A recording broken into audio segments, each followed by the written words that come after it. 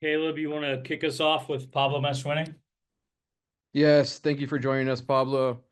My first question, how much of an impact do you feel like the rain had tonight? I think it was tough for both teams, really. I mean, it was freezing, it was raining. Um, but again, I go back to what I've been saying for the last few games is, the game is won and lost in both boxes. And tonight, up front, we struggled in the first half to create any kind of opportunities in the box. The second half, I think we did a good job of creating chances, but again, we weren't killers inside the box, and like I said to the guys, when Rafa is the guy making plays in the box, that's not a good sign. So we got to help Rafa out defensively, um, and then more importantly on the offensive side, we've been pretty anemic, and we just got to keep just keep working to find ways to score goals because at the end of the day, goals change games, and we find ourselves too often on the receiving end of the first one, which is a dogfight all the way to the end.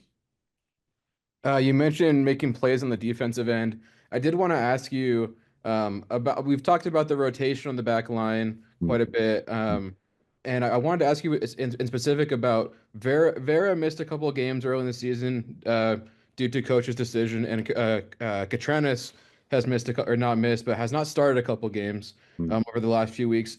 Can you explain maybe a little bit of what's going on there with who's starting on that back line and what you would like to see out of those who are not? Yeah, no, I think again, I think the one thing when you have you know a lot of depth in the back line is at times it's a blessing and at times it's a curse, right? Because it's you wanna create competition, but at the same time you don't want to create fear through the competition. In other words, where it's so easy to change because you have two guys that are competing at a really high level.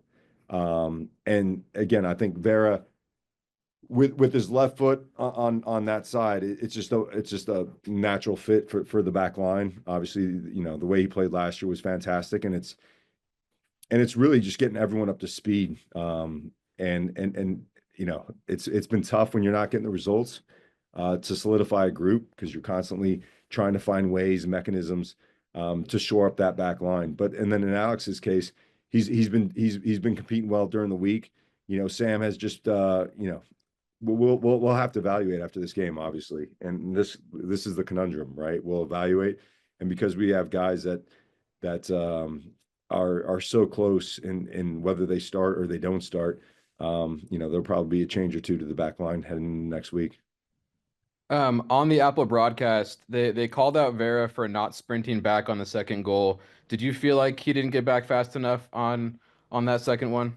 I have to look at it, Caleb. I think it was one of those plays where we were high up the field, and I think the way we play is going to lead to some of those moments where if you're not, I don't know as much as a sprint as I don't think is as much sprinting as the guy already had two or three steps on him, and the wind was blowing in that direction.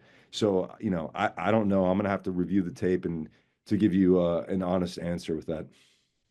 No problem. And then on the offensive end, lastly, just wanted to ask, you guys led in total shots with 15, but only four on target. Obviously, there was some desperation there in the second half, playing from behind. But I guess what are you looking for in that attacking box to just get more shots on frame? Yeah, well, one, I think we positionally, I think in the first half, I think it's a tale of two halves, really. In the first half, we had a hard time holding up the ball up front. I think that anytime you can't hold up the ball on the highest line, you don't allow for your tens to join in, and or your wingers to get in positions to be threatening. So I think that was really the story of the first half. In the second half, we got into some good areas. Jesus had a really good chance on goal, or a couple good chances on goal. Sam Junkwa had one on the back post, and those are game defining opportunities. Those were as good as they're going to get, and we just got to be ready for the moment. It's and I think that's where experience comes into play, and you understand like where you should be. In having like two or three images of what's going to happen before it really happens, and that you can't teach, you have to live. But it's really being at the right place at the right time, and then having the calm to be able to finish. And again, that takes time. So, I think we had numbers in the box. I think we got into good areas.